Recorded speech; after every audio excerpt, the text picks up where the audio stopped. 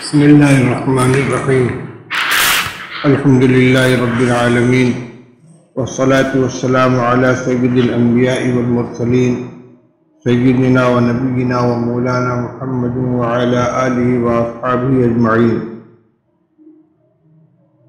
اما بعد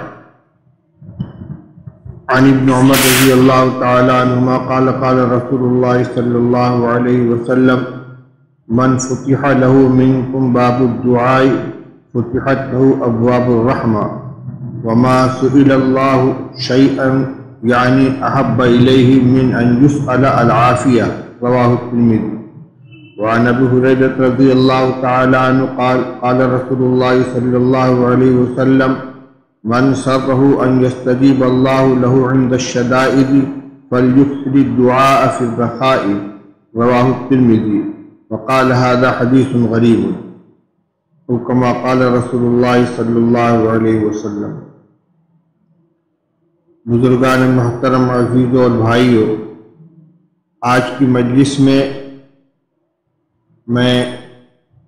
دعا سے متعلق جو احادیث مشکوٰۃ شریف میں وارد ہوئی ہیں ان میں سے متفرق طور پر چند احادیث کا ترجمہ مختصر تشریح کے ساتھ آپ کی خدمت میں پیش کرنا چاہتا ہوں، جس کا مقصد یہ ہے کہ ہم دعا کی اہمیت کو سمجھیں، دعا کی عادت ڈالیں اور دعا کے آداب کو سمجھیں، دعا کی اہمیت کو جانیں۔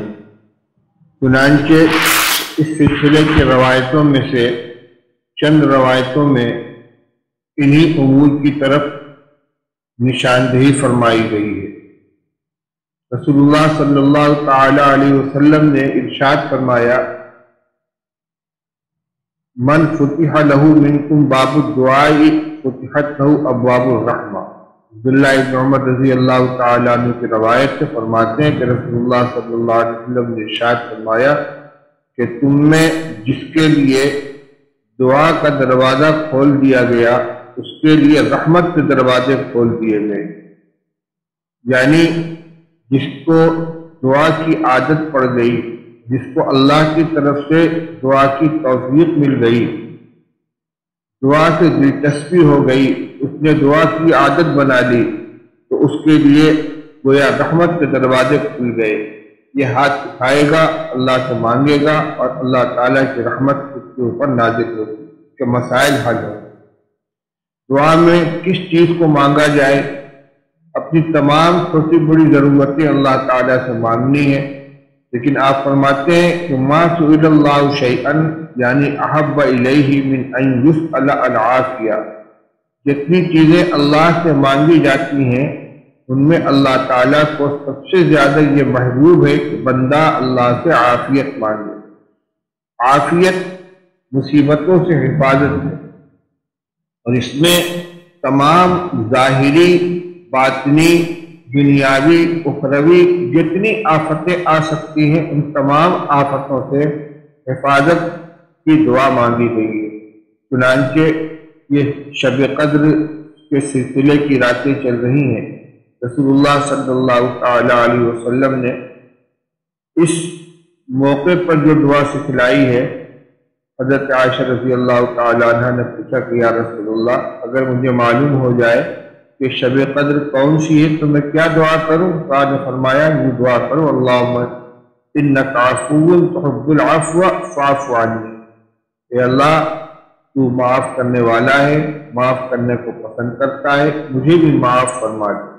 اور اکثر دعاؤں میں عفو کے ساتھ عافیت کو بھی جمع کیا گیا ہے، اللہم انی اسألک العفو والعافیت فی الدنیا والآخرہ، اے اللہ میں تجھ سے دنیا اور آخرت میں معافی اور عافیت کا سوال کرتا ہوں۔ عفو کا مطلب یہ ہوا کہ جو غلطیاں ہو چکی ہیں اللہ تعالیٰ انہیں معاف فرما دے، اور عافیت کا مطلب یہ ہے کہ آئندہ کے لیے مسائل سے، پریشانیوں سے، مشکلات سے اللہ تعالیٰ حفاظت فرمائے۔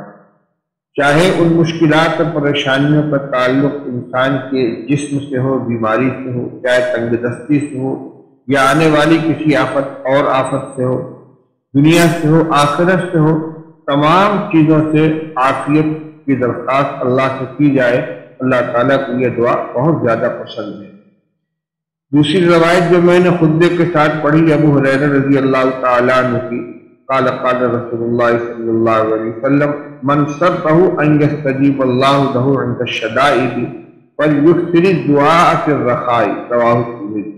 ابو ہریرہ رضی اللہ عنہ فرماتے ہیں کہ رسول اللہ صلی اللہ علیہ وسلم نے فرمایا کہ جس کو یہ بات اچھی لگے، جو اس بات سے جس کو خوشی ہو کہ اللہ تعالیٰ مشکلات اور پریشانیوں کے وقت میں اس کی دعا کو قبول فرما لے، اس کو چاہیے کہ وہ خوشحالی اور کشادگی کے وقت میں خوب دعائیں مانگے۔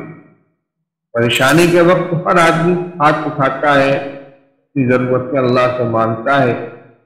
فرمایا رسول اللہ صلی اللہ علیہ وسلم نے کہ اگر یہ کوئی چاہتا ہے کہ پریشانی کے وقت میں جب وہ دعا کرے تو اللہ تعالیٰ اس کی دعا قبول کر لے، کہ پریشانی کو دور کر دے، تو اس کو چاہیے کہ جب ہر طرح سے راحت ہو، بیماری بھی نہیں ہے، تنگ دستی بھی نہیں ہے، خوف بھی نہیں ہے، کوئی پریشانی نہیں ہے، اس وقت دعاؤں کی کثرت کرے۔ یعنی مطلب کا بندہ بن کر نہ رہے، جب پریشانی آئے گی تو اللہ کی طرف متوجہ ہوں گے، جب اللہ تعالیٰ ہر طرح کی پریشانی سے حفاظت فرما دے، نجات عطا فرما دے، خوشحالی بھی ہو، سکون بھی ہو، بے خوفی بھی ہو، امن بھی ہو، اس وقت اللہ کو بھول جائے، ایسا شخص مطلب کا بندہ ہے۔ فرماتے ہیں کہ اگر یہ چاہتے ہو کہ اللہ تعالیٰ مشکلات کے وقت میں تمہاری دعا کو قبول فرما لے تو خوشحالی اور کشادگی کے وقت میں کثرت سے دعا کیا کرو۔ وعنہ قال قال رسول اللہ صلی اللہ علیہ وسلم ادعوا اللہ وانتم موقنون بالاجابۃ واعلموا ان اللہ لا يستجیب دعاء من قلب غافل لاہن۔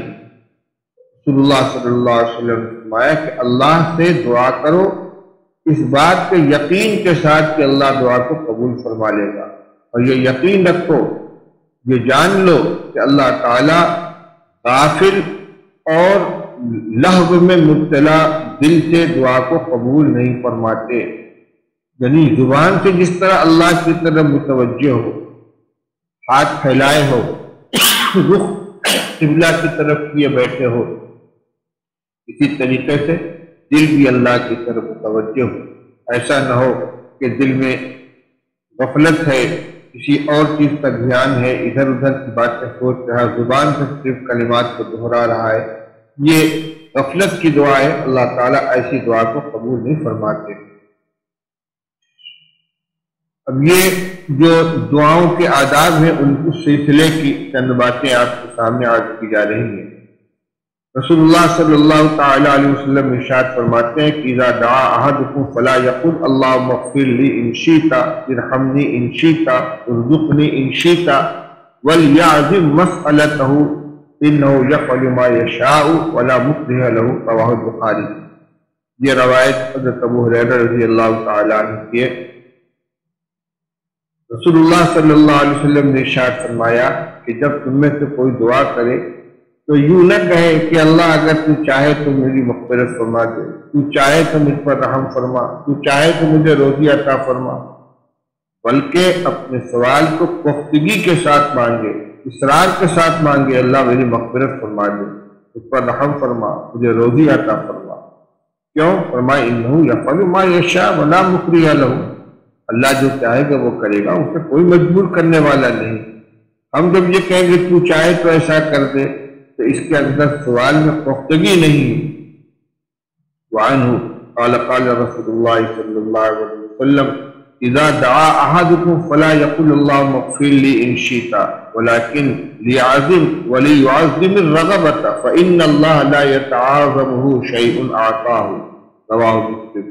وہی مضمون اس کے اندر بھی ہے کہ جب تم میں سے کوئی دعا کرے تو یوں نہ کہے کہ اللہ تو چاہے تو میری مغفرت فرما دے، بلکہ قوت و پختگی کے ساتھ دعا مانگے، وَلْيَعْظِمْ وَلْيُعَظِّمِ الرَّغْبَةَ، پوری توجہ، پوری خواہش اور رغبت کے ساتھ دعا مانگے۔ یہ نہ سوچے کہ اتنی بڑی چیز مانگ رہا ہوں، کیوں؟ فَإِنَّ اللَّهَ لَا يَتَعَاظَمُ شَيْءٌ آتَاهُ، اللہ تعالیٰ کے نزدیک کوئی چیز بڑی نہیں ہے جو وہ بندے کو دے، اس کا خزانہ بہت کشادہ ہے۔ وعنہ قال قال رسول اللہ صلی اللہ علیہ وسلم يستجاب للعبد ما لم يدع باسم او قطيعة رحم ما لم يستعجل. قيل يا رسول الله ما الاستعجال؟ قال يقول قد دعوت وقد دعوت فلم ارى يستجاب لي فيستغفر عند ذلك ويدعو الدعاء. رواه مسلم. رسول اللہ صلی اللہ علیہ وسلم نے ارشاد فرمایا کہ بندے کی دعا قبول ہوتی رہتی ہے جب تک کہ وہ کسی گناہ کی یا قطع رحمی کی دعا نہ کرے اور جب تک کہ جلد بازی نہ کرے. یعنی تین چیزیں رکاوٹ بنتی ہیں دعا کی قبولیت میں: گناہ کی دعا مانگے، قطع رحمی کی دعا مانگے یا جلد بازی کرے. پوچھا گیا مل استعجال، جلد بازی کیا ہے؟ فرمایا کہ یوں کہنے لگے کہ میں نے دعا کی، پھر دعا کی، لگتا ہے کہ میری دعا قبول نہیں ہوگی، اور یہ سوچ کر تھک کر بیٹھ جاتا ہے اور دعا کرنا چھوڑ دیتا ہے. یہ نہ کرے، مانگتا رہے. بندے کا کام مانگنا ہے، اللہ جل شانہ عطا فرمانے والے ہیں. اللہ تعالیٰ بندے کی مصلحت کو دیکھتے ہیں کہ کب کون سی چیز دینا اس کے لیے مفید ہے. اور یہ مضمون اس سے پہلے بیان کیا جا چکا ہے کہ دعا کی قبولیت کی تین شکلیں ہوتی ہیں. جو چیز بندہ مانگے اللہ تعالیٰ وہی چیز عطا فرما دے. نمبر 2، اس کے بدلے میں اس کوئی آنے والی مصیبت ٹال دے. نمبر 3، اس کی دعا کا اجر و ثواب آخرت کے لیے محفوظ فرما دے. تو ان تین چیزوں میں سے کوئی ایک چیز ضرور ملے گی، بشرطے کہ قطع رحمی، گناہ یا استعجال کے ساتھ وہ دعا نہ کی جائے، جیسا کہ پہلے آ چکا ہے. وعن ابی الدرداء رضی اللہ تعالی عنہ قال قال رسول اللہ صلی اللہ علیہ وسلم دعوت المسلم المسلم لأخیہ بظاہر الغیب مستجابۃ عند رأسہ ملک مؤکل کلما دعا لأخیہ بخیر قال الملک المؤکل بہ آمین ولک بمثل. رواہ مسلم. ابو الدرداء رضی اللہ عنہ فرماتے کہ رسول اللہ صلی اللہ علیہ وسلم نے فرمایا کہ ایک مسلمان جب دوسرے مسلمان بھائی کے لیے اس کی غیر موجودگی میں اس کے پس پش دعا مانگتا ہے تو وہ دعا ضرور قبول ہوتی ہے. اس کے سرانے ایک فرشتہ رہتا ہے جو اللہ کی طرف سے متعین کیا ہوا ہوتا ہے. جب یہ اپنے بھائی کے لیے کسی خیر کی دعا مانگتا ہے تو وہ معین فرشتہ کہتا ہے آمین، اور تجھ کو بھی اس کے برابر ملے. بہت آسان نسخہ ہے کہ اپنے لیے جس چیز کی دعا چاہتے ہیں، جو چیز مطلوب ہے، جس چیز کی خواہش ہے، اپنے بھائی کے لیے غیر موجودگی میں اس کے پس پش، چاہے متعین بھائی ہو چاہے تمام ایمان والے بھائی، ان کے لیے دعا مانگے. مثلاً یہ کہ اللہ ہر ایمان والے کو برکت والی روزی عطا فرما، ہر بیمار کو شفا عطا فرما، ہر تنگ دست کو کشادگی عطا فرما، ہر پریشان حال کی پریشانی کو دور فرما دے، ہر مبتلا مصیبت کو دور فرما. جو ضرورت اپنی ہو وہ ضرورت اپنے بھائی کے لیے مانگے، اس پر فرشتہ آمین کہے گا، اور اس کے غیر موجود جس کے حق میں دعا مانگی جا رہی اس کے حق میں بھی دعا قبول ہوگی، اور اپنے حق میں بھی انشاءاللہ قبول ہوگی، کیونکہ فرشتہ دعا کر رہا ہے کہ وَلَكَ بِمِثْلٍ، اللہ تم کو بھی اتنا اسی کی مثل عطا فرمائے. وعن جابر رضی اللہ تعالی عنہ قال قال رسول اللہ صلی اللہ علیہ وسلم لا تدعوا على انفسكم ولا تدعوا على اولادكم ولا تدعوا على اموالكم لا توافقوا من الله ساعة يسأل فيها عطاء فيستجيب لكم. رواہ مسلم. رسول اللہ صلی اللہ علیہ وسلم نے فرمایا کہ نہ اپنے لیے بد دعا کرو، نہ اپنی اولاد کے لیے بد دعا کرو، نہ اپنے اموال کے لیے بد دعا کرو. جانور ہے، مویشی ہے، کاروبار ہے، ان کے لیے بھی ہلاکت کی بربادی کی بد دعا مت کرو. کہیں ایسا نہ ہو کہ اللہ کی طرف سے تمہاری دعا ایسی گھڑی میں جا پڑے کہ جس میں اللہ سے جو مانگا جاتا ہے وہ عطا فرما دیتا ہے، پھر تمہاری یہ دعا قبول ہو جائے. بعض دفعہ غصے کے اندر بد دعا زبان سے نکل جاتی ہے، خاص طور سے اولاد کے سے ناراض ہو کر مائیں اور ان کے سرپرست بد دعا کلمات زبان سے نکال دیتے ہیں کہ یہ سے منع فرمایا گیا. وعن النعمان بن بشیر رضی اللہ تعالی عنہ قال قال رسول اللہ صلی اللہ علیہ وسلم الدعاء هو العبادت، رسول اللہ صلی اللہ علیہ وسلم فرمایا دعا ہی عبادت ہے۔ اور پھر آپ نے یہ آیت تلاوت فرمائی کہ وقال ربکم ادعونی استجیب لکم ان الذین یستکبرون عن عبادتی سیدخلون جہنم داخرین، کہ اللہ تعالیٰ فرماتے ہیں کہ تم مجھ سے مانگو، مجھ سے دعا کرو، میں تمہاری دعا قبول کروں گا۔ پھر آگے فرمائے کہ وہ لوگ کہ جن کو میری عبادت سے عار معلوم ہوتی وہ جہنم میں ذلیل ہو کر داخل ہوں گے۔ حکم دیا جا رہا ہے دعا کرنے کا، اور آگے فرمائے کہ جن کو میری عبادت سے عار معلوم ہوتا ہے وہ جہنم میں جائیں گے۔ یہاں عبادت اسی دعا کرنے کو کہا گیا ہے۔ عن انس رضی اللہ تعالی عنہ قال قال رسول اللہ صلی اللہ علیہ وسلم الدعاء مخ العبادہ، رواہ الترمذی، رسول اللہ صلی اللہ علیہ وسلم نے فرمایا کہ دعا تو عبادت کا گودا ہے، عبادت کا مغز ہے۔ اس لیے ہم جب کوئی عمل کریں تو اس کے ساتھ دعا کریں، اور ویسے بھی یہ ضروری نہیں ہے کہ نماز کے بعد بھی دعا مانگی جائے، ویسے بیٹھے ہوئے ہاتھ اٹھائے اللہ سے مانگیں، اس لیے کہ عبادت کا حاصل اپنی عاجزی کا اظہار کرنا ہے اللہ جل شانہ کے سامنے، اپنی بندگی کا اظہار کرنا ہے، اور دعا کے اندر بندہ سراپا عزت انکسار بن کر اللہ کے سامنے اپنی عاجزی کا اظہار کرتا ہے، اپنی ضرورت کا اظہار کرتا ہے۔ عن ابی ہریرہ رضی اللہ تعالی عنہ قال قال رسول اللہ صلی اللہ علیہ وسلم لیس شیء اکرم علی اللہ من الدعاء، رسول اللہ صلی اللہ علیہ وسلم نے فرمایا کہ اللہ تعالیٰ کو دعا سے زیادہ کوئی چیز محبوب نہیں ہے۔ سب سے زیادہ اللہ کے نزدیک بندوں کے عمل میں محبوب عمل دعا ہے۔ وعن سلمان فارسی رضی اللہ تعالی عنہ قال قال رسول اللہ صلی اللہ علیہ وسلم لا يرد القضاء الا الدعاء ولا يزيد في العمر الا البر، رسول اللہ صلی اللہ علیہ وسلم نے فرمایا کہ تقدیری فیصلے کو دعا کے علاوہ کوئی چیز نہیں ٹال سکتی، اور عمر کے اندر اضافہ والدین کے ساتھ حسن سلوک کے علاوہ کوئی چیز نہیں کر سکتی۔ عمر میں برکت ہوتی ہے، جتنے وقت میں دوسرے لوگ جتنا کام کرتے ہیں، والدین کی خدمت کرنے والے، ان کے ساتھ حسن سلوک کرنے والے اتنے ہی وقت کے اندر اس سے بہت زیادہ کام کر لیتے ہیں، دین کا بھی دنیا کا بھی۔ وعن ابن عمر رضی اللہ تعالی عنہ قال قال رسول اللہ صلی اللہ علیہ وسلم ان الدعاء ينفع مما نزل ومما لم ينزل فعليكم عباد اللہ بالدعاء، رسول اللہ صلی اللہ علیہ وسلم نے فرمایا کہ دعا ان مصیبتوں میں بھی کام آتی ہے کہ جو پیش آ چکی ہوں، اور ان مصیبتوں میں بھی کام آتی ہیں جو پیش نہیں آئی ہیں۔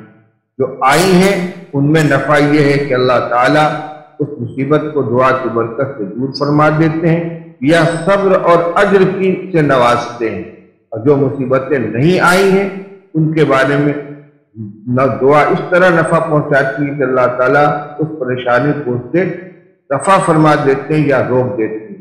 میں لہذا اے اللہ کے بندو دعا کا خوب اہتمام کیا کرو۔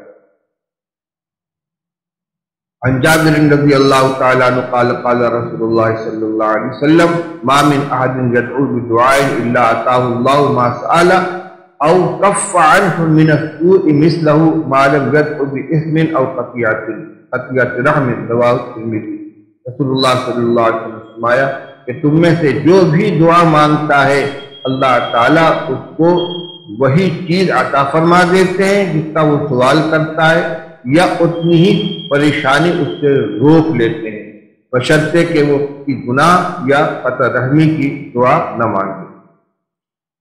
وعن ابی ہریرہ رضی اللہ تعالی عنہ قال قال رسول اللہ صلی اللہ علیہ وسلم من لم يسأل اللہ یغضب علیہ، رواہ الترمذی، رسول اللہ صلی اللہ علیہ وسلم نے فرمایا کہ جو اللہ سے دعا نہیں مانگتا، اللہ سے سوال نہیں کرتا، اللہ تعالیٰ اس سے ناراض ہو جاتا ہے۔